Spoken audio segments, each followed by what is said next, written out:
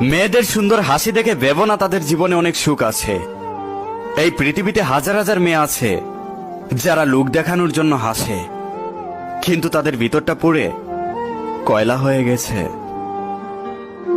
আমাকে দেওয়ার মতো সময় তোমার কাছে নেই, আমার সাথে কথা বলারও ইচ্ছা তোমার নেই। এমন একটা দিন আসবে তোমার কাছে সময়ও থাকবে, আমার সাথে কথা বলার ইচ্ছাও থাকবে, কিন্তু সেই দিন আর আমি থাকবো না। কারো সাথে যদি খারাপ ব্যবহার করে থাকি দয়া করে মাফ করে দিবেন, কারণ আজ বেঁচে আছি, কাল নাও থাকতে পারি।